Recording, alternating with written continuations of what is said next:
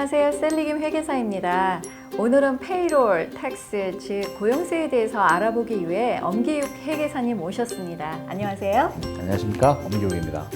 네, 미국에서는 거의 대부분의 사람들이 월급을 받아서 생활을 하고 있는데요. 미국 세금의 약 67%나 되는 금액이 월급을 통해서 받는 세금으로 다 충당을 한다고 합니다. 그러면 이 페이롤 텍스를 지금 누가 내고 어떻게 내는지 좀 알아보고 싶잖아요. 네. 그래서 오늘 엄 회계사님한테 제가 많은 질문을 드릴 거예요. 네, 알겠습니다. 네, 좀 도와주시고요. 자, 우리가 고용주가 고용인을 이제 하이어를 할 때 필요한 서류들이 있잖아요. 그건 네. 어떤 서류들이 있을까요? 먼저 사람을 이제 하이어할 때 제일 필요한 서류가 연방국세청에서 요구하는 W4 폼이 필요하고요. 그 다음에 이민국에서 요구하는 I9 폼, 그리고 소셜시큐리티 카드하고 드라이버 라이센스 이 세 가지가 필요합니다. 아, 그렇군요. 그러면은 우리 월급을 받으면은 이제 그로스를 받지 않고 세금을 떼고 받잖아요. 근데 이 떼는 세금들은 도대체 어떤 종류들이 있는지 궁금합니다. 미국 세법에서 크게 세금은 두 가지로 나눌 수 있는데요. 하나는 소득세, 그리고 사회보장세금 두 가지입니다. 사회보장세금은 내가 버는 소득의 일정 비율만큼을 내는 거기 때문에 뭐 10,000불을 버는 사람이나 100,000불을 버는 사람이나 비슷한 똑같은 비율을 내게 됩니다. 하지만 소득세는 각각 개인마다 가족이 있는지, 집에 사는지, 도네이션을 하는지, 전기자동차를 샀는지 이런 등등의 요소에 따라서 소득세를 내는 금액이 다 틀려지게 됩니다. 그 소득세 내는 금액과 사회보장 세금을 우리가 받는 월급에서 미리 원천징수, 결국 위도홀딩을 해서 떼고 남는 금액을 집에 가져가게 됩니다. 아, 네. 그러면 종업원들은 월급을 받을 때 이미 사회보장세나 그다음에 메디케어 텍스 그런 걸 미리 내게 되네요. 그렇습니다. 그러면 고용주 입장에서는 종업원한테 월급을 줄 때 도대체 월급에 대해서 세금을 내지만 고용주의 입장에서도 부담되는 게 있는 걸로 알고 있습니다. 어떤 세금이 있을까요? 예를 들어 설명을 해드리겠습니다. 우리가 어떤 사람을 이제 하이어를 해요. 그래서 고용인으로 쓸 때 5,000불의 월급을 준다고 가정을 하면 5,000불 월급날이 됐을 때 5,000불을 다 주는 것이 아니고 그 중에 1,000불의 세금을 떼고 나머지 4,000불을 주게 됩니다. 그럼 고용주는 그 1,000불 갖고 있는 세금에다가 5,000불의 월급을 주기로 했으니 거기에 해당되는 약 10% 정도에 해당되는 고용세를 합쳐서 1,500불을 매달 연방정부에다가 세금으로 납부하게 됩니다. 결국 5,000불의 월급을 주기 위해서 필요한 고용세는 500불인 거죠.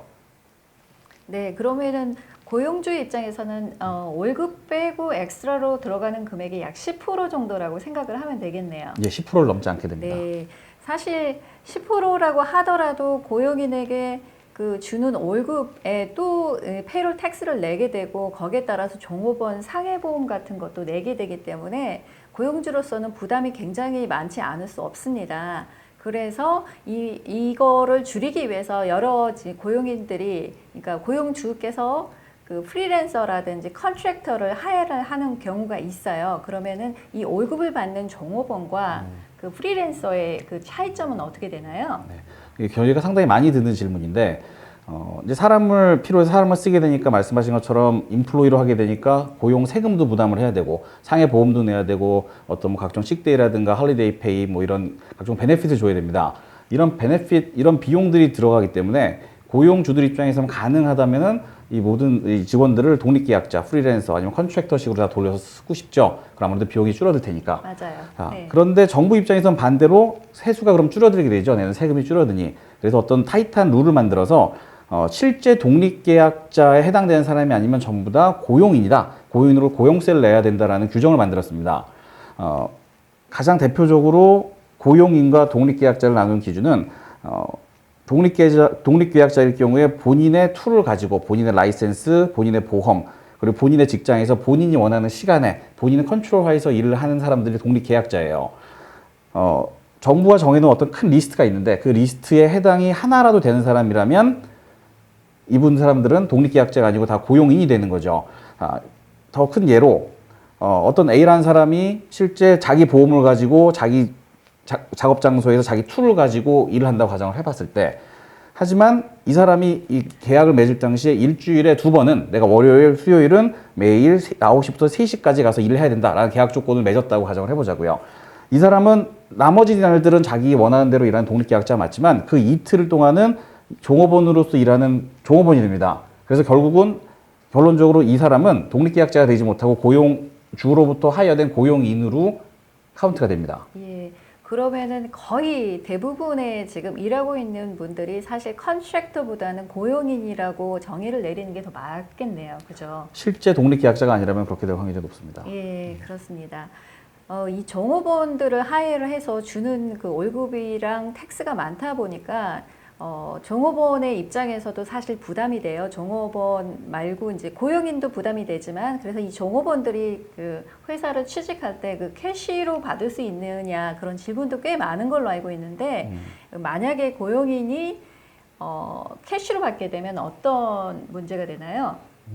이 질문은 위험하게 이제 두 가지 질문을 답하시는 건데, 네네. 실제 일을 하시면서 나는 페이롤 보고를 하지 않고 캐시로 받겠냐? 물론 이 질문은 아니실 거라고 생각을 하고, 네, 뭐 아니어야죠. 네, 그리고 월급을 받는 형태를 내가 그러면은 책이 아닌 캐시의 형태로 나는 은행 어카운트가 없으니까 디파짓 못하니까 캐시로 달라 네. 할 수 있겠죠. 네네. 자, 보통 많은 분들이 캐시로 월급을 줄 경우에 그래 내가 얼마 줬으니까 언제 기간 동안 얼마를 주고 실제 받았다는 사인만 받으면 된다라고 생각하시는 분이 많아요. 하지만 노동법에서는 실제로 매번 월급을 줄 때마다 임금 명세서 결국 내가 시간당 아워가 얼마인데 얼마를 주고 거기서 세금을 얼마를 떼고 그리고 소식키 넘버는 뭐고 고용제 주소는 뭔지 이런 모든 인포메이션들을 다 포함한 임금 명세서를 월급과 함께 주게 돼 있습니다. 그래서 단지 캐시를 줬다고 사인을 받는 거는 이거는 사실 노동법에 위반이 되는 거기 때문에 걸리게 되는 경우 과태료가 부과될 수 있습니다. 네, 나중에 EDD의 실업상을 하시는 분도 많이 계셔서 거기에 대해서 정확한 증빙 자료를 그 고용주께서는 다 보관을 하고 또 기록을 남겨놓고 또 고용인에게 얼마를 줬는지 그 데이터를 가지고 있는 게 참 중요할 거다라고 저도 생각을 하고 있습니다. 네, 맞습니다. 자, 그러면은 결국 캐시로 지급하고 정부에 월급 보고를 하지 않는다면 문제가 된다 그 얘기를 하신 거죠. 네, 그렇습니다. 네, 자 가끔 직원을 채용할 때 우리 계약을 하는 과정에서 이제 그로스로 지급하는 게 보통의 경우지만 넷으로 내가 얼마를 맞춰줄게라는 단어를 쓰시면서 5,000불로 맞춰줄게라고 이렇게 고용인하고 계약을 하시는 경우가 있거든요. 네. 이런 경우에는 어떤 문제가 또 발생을 할까요? 생각보다 많은 분들께서 그런 계약을 하시는 분들이 많아요. 네네. 내가 얼마까지 돈이 필요하니까 나는 무조건 5,000불이 필요하다. 그럼 한 달에 5,000불 맞춰줄게. 라고 하시는 분들이 상당히 많은데 아까 말씀드린 것처럼 세금은 두 가지입니다. 하나는 소득세, 사회보장세. 사회보장세금은 일정 비율로 가기 때문에 별 문제가 없는데 소득세는 사람마다 틀려집니다. 다시 말씀드리지만 이 사람의 가족 수에 따라서 아니면 와이프는 일을 하는지 애들은 있는지 그리고 자동차를 샀는지 전기차를 샀는지 등등등의 요소에 따라서 소득세 금액은 틀려지기 때문에 실제 내가 5,000불을 가져가기 위해서 모든 사람마다 실제 금액을 벌어야 되는 금액이 틀려집니다. 그래서 아마 이런 계약을 앞으로 하실 때는 가능하면 이런 내수로 거꾸로 5,000 맞춰줄게가 아니고 그냥 자 6,000불 그 다음에 가져가는 거는 가족 수에 따라서 본인이 해당되는 거에 따라서 가져간 금액을 달리게 해야 분쟁이 없지 거꾸로 넷을 맞춰주신다고 하면 아마 나중에 세금 보고 시즌이 지나고 나서 나는 5,000불 집에 가져가야 되는데 세금으로 1,000불 나왔습니다. 1,000불 내주세요 라고 하는 경우를 많이 듣게 됩니다. 그래서 앞으로 가능하면 이제 그로스로 금액을 책정을 하시고 계약을 하셔야 이런 분쟁의 소지가 없어질 것 같습니다. 네, 결국은 그로스 금액으로 고용주가 계약을 맺어야 된다라는 결론이시네요. 그렇습니다. 네. 네네, 감사합니다. 자, 레스토랑 같은 데서 보면은 우리 그 음식을 먹고 나면 팁 같은 걸 굉장히 많이 내잖아요. 네. 보통 뭐 10%, 15%, 20% 정도 내는데 이거는 제가 알기로는 오너가 가지고 가면 안 된다라고 알고 있습니다. 그러면 이 팁에 대해서 종업원들이 전부 본인이 일한 만큼 또 가져가게 되는데요. 이 팁은 텍스를 내야 되는지 아니면은 그냥 가져갈 수 있는지 아니면 어떤 포션만 텍스를 내야 되는지 거기에 대해서 좀 알려주세요.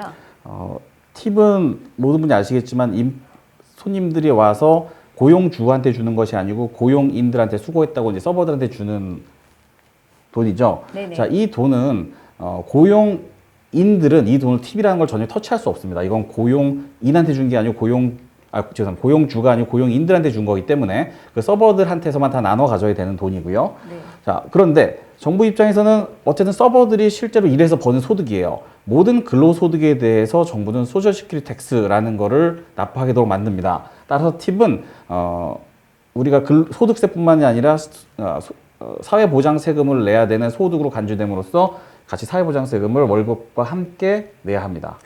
그러면은 이제 회사 오너로서 봤을 때는 좀 손해다라는 생각이 들 것 같기도 해요. 왜냐면 팁은 사실 회사 인컴도 아니고 월급으로 준 것도 아닌데 어찌하여 페이롤 텍스에 같이 애드해서 보고를 하고 또 employer portion around 10%이라고 하셨는데 거기에 대한 텍스도 내야 되는지 여기에 대해서는 어떻게 생각하세요? 말씀하신 것처럼 내가 준 돈은 아닌데 네. 거기에 대한 세금을 내야 된다고 하면 인플로이 입장에서 좀 억울한 생각이 들겠지만 그렇죠. 사실은 인플로이는 사회보장 세금을 내고 그 사회보장 낸 세금은 나중에 본인이 리타이어를 했을 때 다시 받는 사회연금이죠. 본인이 찾아가는데 고용주 입장에선 자기가 주지 않은 돈에 대해서 낸 사회보장 세금은 세금 보고를 통해서 텍스 크레딧을 주게 되어 있습니다. 그래서 고용주 입장에서 그렇게 손해를 보지는 않습니다. 네, 그러면은 고용주 입장에서는 그 페이롤 팁을 전부 보고한 금액에 대해서 소셜 시큐리티나 메디케어 텍스를 연말에 그 회사 세금 보고할 때 전부 돌려받을 수 있다는 걸 숙지하시고 챙기시면 되겠습니다. 마지막으로 저희 그 연말이 돼서 장사가 잘 됐거나 비즈니스가 좀 좋은 회사들에 한해서는 그 보너스를 많이 지급을 하잖아요. 이 보너스도 지금 텍서블인지 아닌지, 그 다음에 보너스를 텍서블로 지급하는 경우 그 페이롤 텍스를 굉장히 많이 낸다고 종업원들이 컴플레인하는 경우가 많은데 이건 왜 그럴까요? 미국이라는 나라에서 사실 월드와이드 인컴, 내가 번 모든 소득에 대한 세금을 다 내게 돼 있습니다. 결국 보너스도 내 수입의 일종이기 때문에 당연히 세금을 내야 될 것이고요.